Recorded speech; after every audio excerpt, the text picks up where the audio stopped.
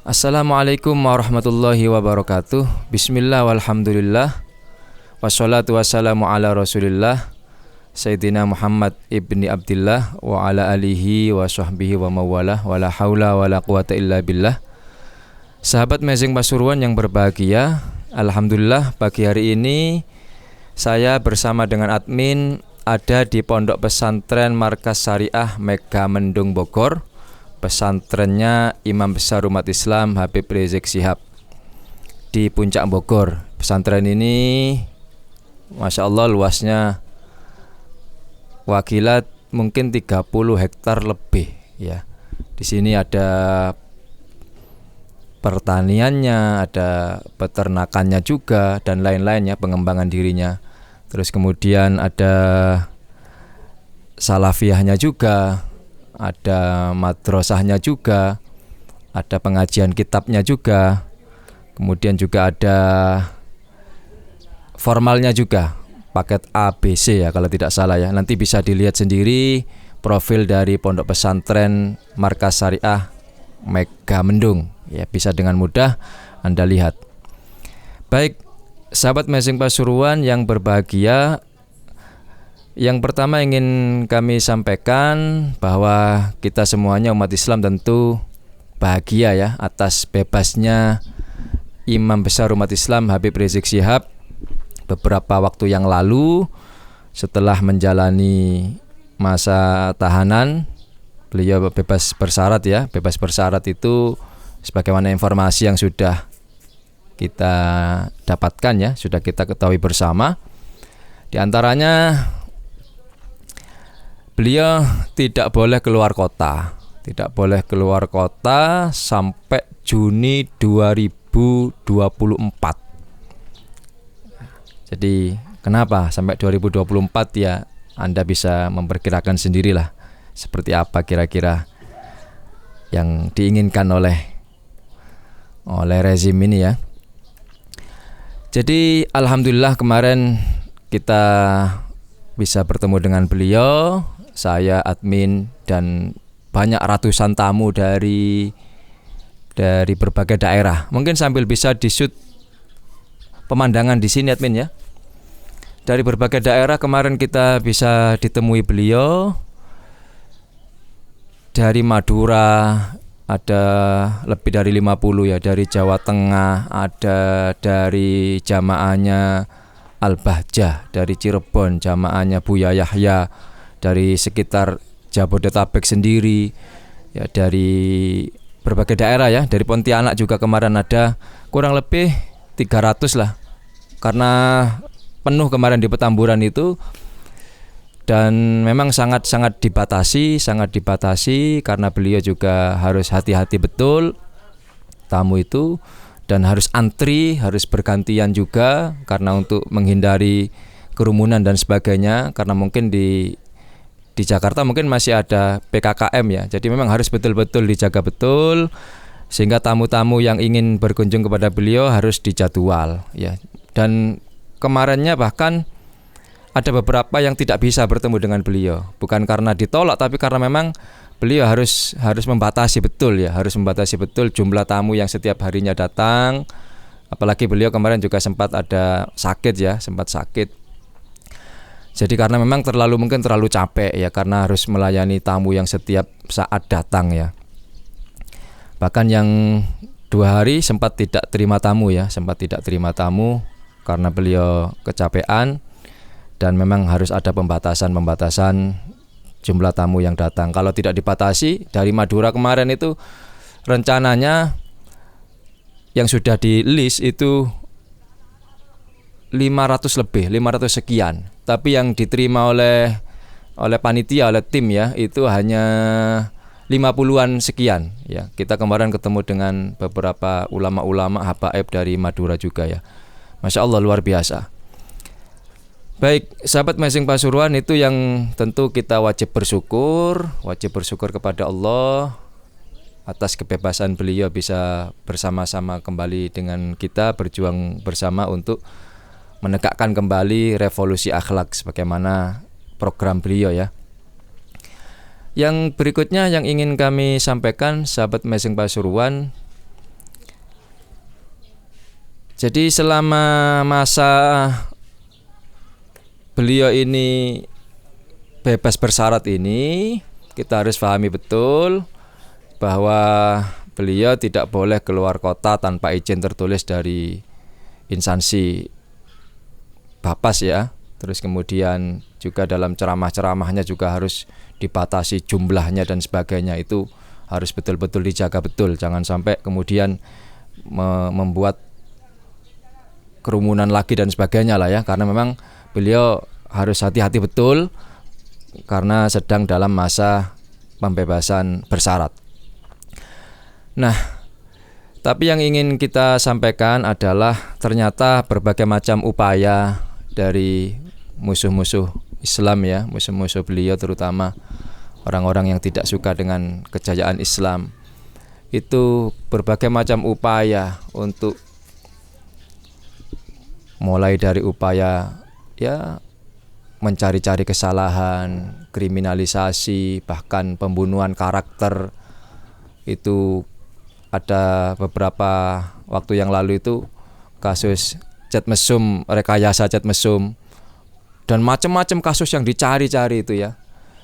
Yang bahkan ada istilah itu yang mengatakan, ada istilah seandainya beliau menginjak semut, seandainya bisa, semut itu suruh melapor sahabat ya. Suruh melapor sekiranya beliau ini tidak bisa bebas begitu ya. Nah, ternyata upaya-upaya sampai tragedi KM50 ya, ini kan salah satu upaya bagaimana agar umat ini menjadi takut untuk menjadi mengikuti beliau, menjadi benci kepada beliau, menjadi menjauh daripada beliau. Ternyata upaya-upaya itu gagal sahabat ya. Dan ini memang resiko dakwah ya. Ternyata tidak sedikit pun mengurangi kemuliaan beliau, tidak sedikit pun mengurangi kecintaan umat kepada Imam besar Habib Rizik ya. Dan memang sudah menjadi sunnatullah bahwasanya resiko dari sebuah perjuangan, apalagi amar ma'ruf nahi mungkar, yang dihadapi adalah kekuatan-kekuatan besar. Maka kita ingin mengingatkan salah satu ayat dalam Al-Quran, surat Al-Anfal ya, ayat 30, wa idh yamkuru bikal ladzina kafaru liyusbituka aw yaqtuluka aw yukhrijuk wa yamkuruna wa yamkurullah wallahu khairul makirin. Jadi memang resikonya kalau tidak liyusbituka, dipenjara, aw yaqtuluk, dibunuh, atau aw yukhrijuk, diusir. Dan ketiga-tiganya ini sudah pernah resiko ini dialami oleh imam besar kita ya. Jadi beliau upaya-upaya di penjara berkali-kali ya, kemudian upaya pembunuhan, ada berbagai macam upaya ya. Ya pernah ketika ceramah ada bom mobil sebagaimana yang sudah kita ketahui bersama lah. Dengan mudah kita melihat bagaimana upaya-upaya untuk membunuh beliau dari musuh-musuh beliau tentunya ya. Kemudian upaya untuk dijauhkan dari umat ya, dengan berbagai macam rekayasa kasus ya. Pernah sampai beliau harus hijrah ke luar negeri, ke Mekah 3 tahun lebih. Tapi upaya-upaya itu ternyata tidak sedikit pun mengurangi, bahkan menambah kecintaan umat kepada beliau. Mungkin ada lah ya 1, 2, 3 orang yang akhirnya takut dekat dengan beliau, takut mengikuti beliau, takut ya menjadi pecinta beliau, menunjukkan kecintaan pada beliau. Ya mungkin ada ya orang-orang yang memang mentalnya tidak kuat ya, karena memang berbagai macam upaya-upaya dari musuh itu begitu masif ya, agar beliau jauh dari umat, tidak kemudian berjuang lagi bersama dengan umat. Baik, sahabat Mazing Pasuruan yang berbahagia, di sini yang berikutnya Al-Fakir ingin sampaikan, kita tadi ya lihat-lihat berita, termasuk kalau ingin tahu aktivitas beliau yang bisa disimak dakwanya beliau, bisa mengikuti, silahkan akun YouTube Brotherhood ya, betul ya. Atau ada lagi yang satu Islamic Brotherhood.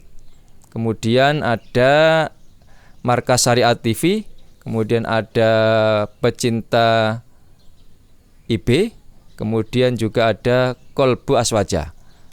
Antum bisa mengikuti akun channel itu.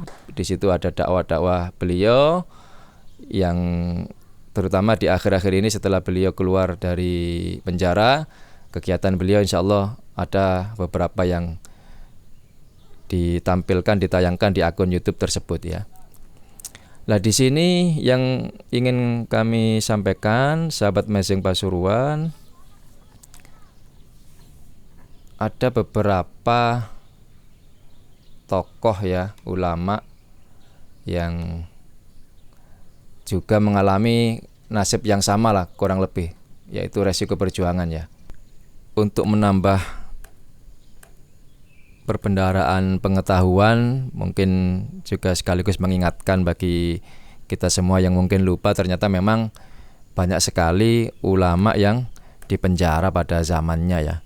Di antaranya adalah kita lihat saja, dan dengan mudah kita dapatkan ya ilmu informasi ini, bahwasanya hampir semua ulama yang lurus dan istiqomah, yang tidak bisa dibeli, tidak bisa ditakut-takuti, itu pada akhirnya juga dipenjara, bahkan ada yang dibunuh. Di antaranya adalah semua imam madhahibil arba'ah, panutan Ahlussunnah wal Jamaah, itu juga mengalami resiko perjuangan yang sangat berat. Pertama adalah Imam Abu Hanifah. Beliau wafat di Baghdad, Irak tahun 148 Hijriah. Beliau dipenjara karena menolak jabatan hakim di masa Khalifah Abu Ja'far Al-Mansur, Imam Abu Hanifah.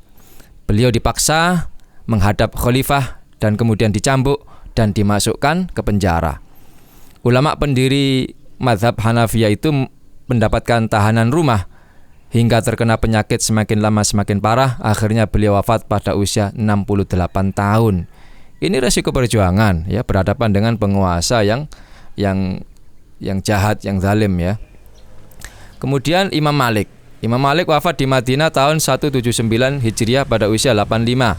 Beliau pernah dihukum cambuk dengan rotan secara telentang oleh Khalifah Abu Ja'far Al-Mansur, seperti yang diceritakan Imam Az-Zahabi dalam Syiar A'lam An-Nubala.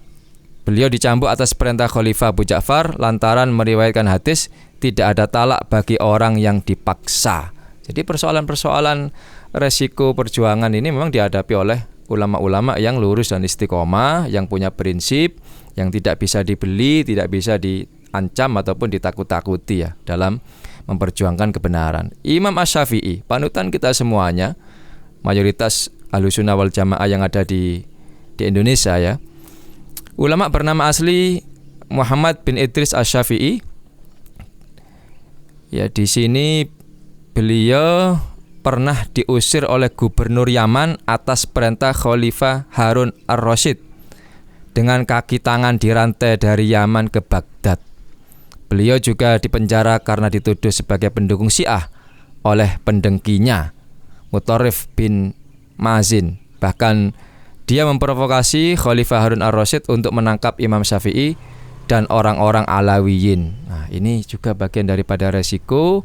Imam Syafi'i pernah mengalami hal semacam ini. Kemudian Imam Ahmad bin Hambal, ulama pendiri mazhab Hambali ini juga mengalami siksaan pedih oleh penguasa di zamannya. Saat itu penguasa Abbasiyah Khalifah Al-Ma'mun menyiksanya dengan cambukan yang menyakitkan. Beliau dipenjara selama 30 bulan karena perbedaannya dengan penguasa tentang kemakhlukan Al-Quran. Jadi berbeda pendapat padahal ini persoalan perbedaan pendapat ya, masalah akidah ya.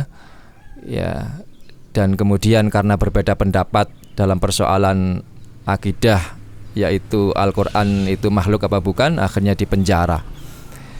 Para penguasa kala itu meyakini Al-Quran sebagai makhluk, sementara Imam Ahmad teguh bahwa Al-Quran adalah kalamullah, bukan makhluk. Beliau wafat tahun 241 Hijriah di usia yang ke-77. Dan masih banyak imam-imam yang lain, ulama-ulama yang lain, di antaranya Imam Al-Bukhari.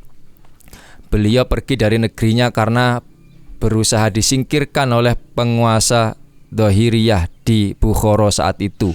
Khalid bin Ahmad Az-Zuhali Penyebabnya Imam Bukhari menolak permintaan Khalid untuk mengajar kitab Al-Jami' dan Tarikh di rumahnya. Ya, Imam Bukhari beralasan seharusnya yang butuh ilmu yang mendatanginya, bukan ulama yang mendatangi yang butuh. Nah, menjaga kemuliaan marwah daripada ulama. Ya. Pada akhirnya Al-Bukhari meninggalkan negerinya. Ya. Imam An-Nawawi, ulama yang satu ini, pernah bersikap tegas terhadap Malik Zahir yang telah menginginkan fatwa pembenaran pemungutan biaya jihad dari rakyat yang sudah susah. Kisah-kisah ini semuanya bisa dengan mudah kita dapatkan di kitab-kitab tarikh, kitab-kitab sejarah. Kita semuanya mungkin sudah banyak yang mengetahui. Ibnu Taimiyah, kemudian juga termasuk di Indonesia pernah Buya Hamka, ya. Buya Hamka juga pernah dipenjara oleh penguasa pada zamannya. Nah, ini karena teguhnya memegang prinsip seorang ulama yang memang seharusnya ada ulama yang memang harus berperan seperti itu di wilayah amar ma'ruf nahi mungkar, karena ulama yang berdakwah secara lembut, secara arif, secara bijak, mengajak orang untuk berbuat kebaikan, itu saya pikir sudah banyak dan resikonya tidak terlalu berat. Tapi ketika amar ma'ruf nahi mungkar, memerintahkan kepada kemakrufan, mencegah daripada kemungkaran, maka akan berhadapan dengan pelaku-pelaku kemungkaran. Nah, inilah sahabat Amazing Pasuruan, dan yang hari ini terjadi ditambah lagi sekarang ada seorang ulama di Indonesia juga dipenjara karena tidak disukai, tanda kutip ya, tanda kutip like and dislike daripada penguasa yang sedang berkuasa, sehingga berusaha dicari-cari kesalahan dan sebagainya. Akhirnya beliau dipenjara dan alhamdulillah sudah bebas.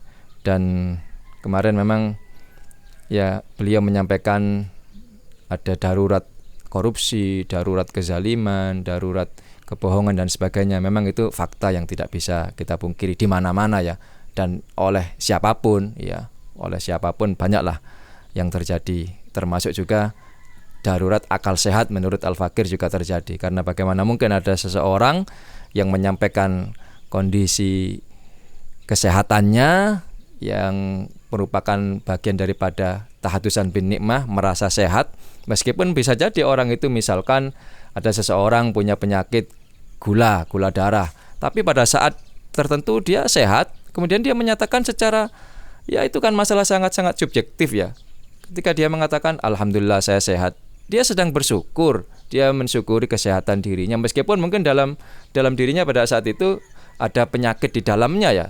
Tapi kan kondisi jasmaninya pada saat itu sehat. Ya, bisa jadi mungkin orang punya kolesterol, asam urat dan sebagainya. Ya boleh-boleh saja, sah-sah saja ketika dia mengatakan alhamdulillah saya sehat. Bahkan itu ungkapan yang sangat baik. Dia tidak mengeluh, dia tidak menyampaikan keluhan-keluhan penyakitnya misalkan. Nah, ini sangat-sangat subjektif, tapi wallahu alam ya akhirnya beliau dipenjara karena mengatakan kondisi beliau sehat dan baik-baik saja.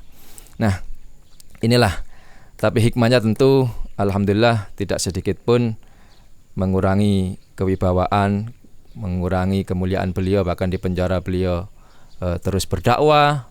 Kemarin beliau juga bercerita bagaimana dakwah beliau setiap hari, setiap saat. Yang tidak pernah sholat akhirnya ikut sholat, yang tidak pernah ngaji akhirnya ikut ngaji, puasa dan sebagainya. Baik sahabat Amazing Pasuruan, saya pikir sudah cukup karena memang dibatasi waktu oleh admin karena persoalan teknis, kameranya juga ada batasan waktunya ya. Baik, mungkin itu yang bisa Al-Fakir sampaikan.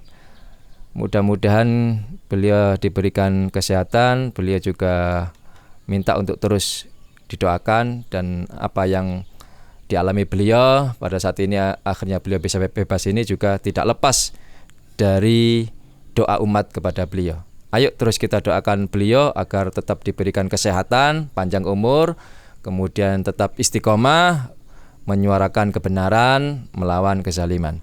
Baik, demikian yang bisa Al-Fakir sampaikan, sekedar mengisi waktu karena setelah ini kita akan kembali lagi ke Pasuruan. Baik, salam Amazing Pasuruan. Demikian wa akhiran, wassalamualaikum warahmatullahi wabarakatuh.